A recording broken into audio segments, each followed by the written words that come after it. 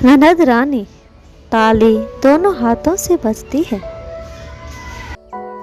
आज सुधा अपनी ननद के घर 10 सालों के बाद पहुंचने वाली थी। वो बहुत छोटे गांव से थी। उसने बहुत ही मुश्किल से बच्चों को पढ़ा लिखा कर नौकरी के काबिल बनाया।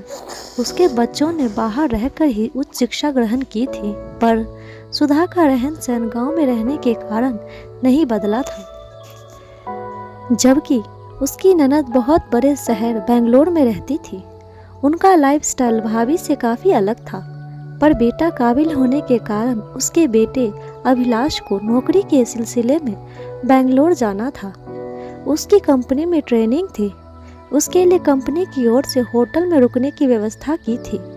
अभिलाष को लगा कि मेरी माँ ट्रेनिंग के दौरान बुआ के साथ रह लेगी। वैसे भी माँ कहीं नहीं घूमी है, बुआ के साथ बेंगलोर घूम लेगी और उनका मिलना भी हो जाएगा। उसकी ननद की अपने भाई से औपचारिक बातें ही होती थी। इस तरह सुधा अपने बेटे के साथ ट्रेन का सफ़र करके ननद के घर पहुंच गई। ननद ने अभी चाय पानी ही दिया था, तभी उसे दूसरे कमरे से आवाज़ आती सुनाई दी। सुधा दीदी की बेटी रिंकी कह रही थी, मम्मी मामी आपने यहाँ क्यों आई है? वो चाहती तो अभिलाष भैया के साथ होटल में भी रुक सकती थी, जहाँ अभिलाष भैया के लिए इंतजाम था। वे वहाँ क्यों नहीं रुकी? तब ननद बोली, हाँ फालतू के बिना वजह अपने यहाँ आ गई। तभी रिंकू भी बोली, हाँ मम्मी उनको फ़ोन तो ही पापा ने ही रिसीव किया होगा। आपकी उनसे आने के बारे में बात नहीं हुई क्या? तब वो इतना सुनकर सोचने लगी, ये हमारी वही ननद रानी है जो हर साल मायके में आकर 15-15 दिन रहकर जाती थी। आज मेरी पहली बार मौका पड़ा तो उनके मन में यह सब है। इन लोगों को मेरा आना अखर रहा है। कितना कुछ नहीं किया रानू दीदी के लिए, और आज ये सब सोच रही है। उनका रिंकू और रिंकी की डिलीवरी के बाद आकर आराम करना, मायके में ठस्से से रहना, और आज वह जब मायके में होती तो मैं उनके मन का कितना कुछ बना कर खिलाती थी। उनके लिए वो गांव में आना, नानी के यहाँ हर फरमाइश को पूरा करना, छुट्टी का मज़ा लेना कितना आसान था। पर आज मैं जब पहुंची तो वह रवैया।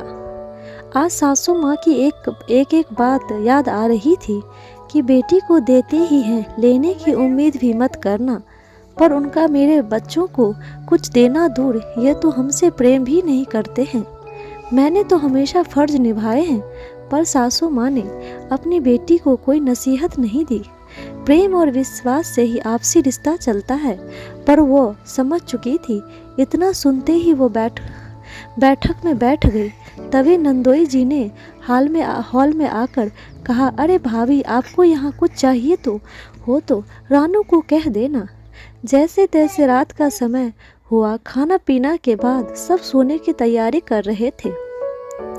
तभी रानू दीदी ने नंदोई जी से कहा, सुनिए जी, आपको एक बात बता दूं, कल मेरी किट्टी है। आप भाभी को उसी होटल में छोड़ आना जहां अभिलाष रुका है। मैं नहीं चाहती कि वो भाभी अकेली हमारे घर में रहे। तब बेटू रिंकू बोला, मामी तो गांव की है, उन्हें शहर और तौर तरीके नहीं आते हैं, इसीलिए किचन में मत जाने देना। पता चले उन्हें कुछ यूज़ करना आए ना और नुकसान कर दे। तभी रिंकी भी बोली, हाँ भैया, मामी खाना बनाए तो कहीं अधिक अच्छा खाना बनाने के चक्कर में अधिक तेल मसाले ना डाल दे। मुझे भी कोलेस्ट्रॉल नहीं बढ़ाना। पता चले मेरा डाइट प्लान की टाई की फिश हो जाए। पता चले गांव जितना भी घी वाला ही आलू हलवा बना दे। छोटे की बात अलग थी, अब मैं डाइट फॉलो कर रही हूँ। माँ, आप ही कल का खाना बनाने लगना। तभी रीनू और अपने पति से बोली, हाँ जी, आप समझ गए ना, कल भाभी को आप खाने के बाद होटल छोड़ आना। बाकी मैं अपनी भाभी से बात कर लूँगी। अब तो इतना सुनने के बाद सुधा को चैन नहीं पड़ रही थी। उन्होंने अपने बेटे को रात में सोने के समय फ़ोन मिलाया और कहा, बेटा अभिलाष, मेरी कल कितने बजे की ट्रेनिंग होगी? क्या मैं तेरे साथ उस होटल में रुक सकती हूँ? तब बेटा बोला, अरे माँ, आप तो बेंगलोर घूमने आई हो थी, तो क्यों पूछ रही हो? जब मेरी ट्रेनिंग खत्म होगी तो आपको फ़ोन करूँगा। तब वह बोली, काश हम समझ पाते कि तेरी बुआ हमें अपना मानती ही नहीं है। वो तो पापा के कारण हम इतना कर गए। यदि तेरे पापा आते तो समझते कि उनकी बहन कैसी है। उनको हमारा आना अखर रहा है। वो नहीं चाहते कि मैं उनके घर रुकूं। माँ, मेरे साथ रुकना असंभव है। यहाँ ठीक है मेरी तुम टिकट लौटने की करा दे। मैं अपने गांव अपने आप से चली जाऊंगी, क्योंकि मुझे 7 दिन और लगेंगे। फिर अगले दिन वह खाना खाकर तैयार हो जाती है। तब ननद पूछती है, भाभी आप कहीं जा रही हो क्या? उसके बाद वह अपनी ननद से कहती है, दीदी आपको मेरा यहाँ आना अच्छा न लगा। मैंने आप लोगों की कल की बात सुन ली और लगा कि मैं फालतू ही अपना समझकर आपके पास चली आई। मैंने सोचा था कि मेरी आपसे मिलना भी हो जाएगा और यहाँ इतने बड़े बेंगलोर में घूमना भी हो जाएगा, पर हमें कहाँ पता था कि आप तो हमें अपना मानती ही नहीं है। मेरे प्रति अपनापन ही ना है। आपको हमारी वजह से कोई परेशानी नहीं होगी। इस बार ना सही, अब मेरा बेटा ही अगली बार मुझे घुमा देगा।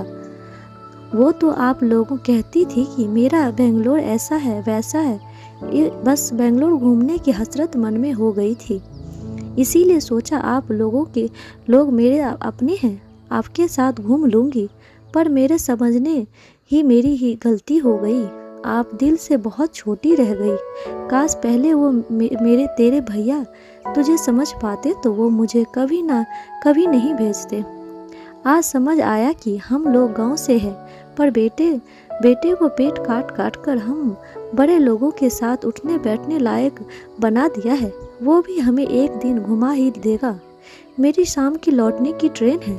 अब आप हमसे भी आगे की कोई उम्मीद मत रखना। जब तक सासू माँ थी तब तक आपने मायके में खूब अधिकार जताया, और अब करने की बारी आई तो हम पराये हो गए।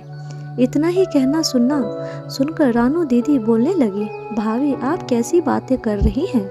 वो तो हमारी किट्टी बड़ी होटल में थी, तो आप वहाँ क्या करती? आपने कभी किट्टी खेली तो नहीं है। आप और घर में अकेली बोर हो जाती। तब वह बोली, दीदी जहाँ अपनापन होता है परायापन नहीं लगता। मैं हक से यहाँ रहती। आप भले ही अपनी किटी में चली जाती, आप हमेशा मायके आती रही। आपने वहाँ जन्म लिया तो वो घर हमने पराया न लगने दिया, पर आज यहाँ आकर समझ आया कि आप तो हमें अपना मानती ही नहीं है। अगर मैं कानों से ना सुनती तो विश्वास नहीं होता। खैर, अच्छा हुआ जो हुआ। अब हम भी अपनी तरफ से पहल नहीं करनी पड़ेगी, क्योंकि ताली दोनों हाथों से बजती है। आपके भाई को भी पता चले कि आपकी हमारे प्रति कैसी सोच है। तब रानू दीदी ने कहा, नहीं भाभी आप रुको, मैं आपको जानने नहीं दूंगी। तब सुधा भाभी ने कहा, दीदी औपचारिक होने की जरूरत नहीं है। जो कहना था वो आप और आपके बच्चे के मुख से काफ़ी सुन चुकी हूँ। आखिर आपकी हिम्मत कैसी हुई जीजा जी से कहने की मुझे अभिलाष के साथ होटल में भेज देने की? मैं सब सुन चुकी हूँ, अब हमसे रुका ना जाएगा। दीदी माना कि आपके पास पैसा बहुत है, पर दिल बहुत छोटा है। देखना, पैसा ही हर समय काम नहीं आता है। एक दिन देखना आपको रिश्तों की भी कद्र होगी। हमारे पास भी भगवान की दया से सब कुछ है। हमारे बच्चों ने साथ दिया तो शहरी तौर तरीका आ जाएगा। इस तरह वह बेंगलोर घूमने की इच्छा लिए ही गांव लौट गई और ननद ने कुछ नहीं किया। इस तरह कैसे मायके में हक जमाने वाली ननद ने ही उसे पराया कर दिया। दोस्तों, अपने खास रिश्तों को सहेजने की आवश्यकता होती है, क्योंकि बुरे वक्त में अपने ही काम आते हैं। पर आपसी रिश्तों में जहाँ प्यार, विश्वास और अपनापन हो तो वही उनको खत्म कर देना चाहिए।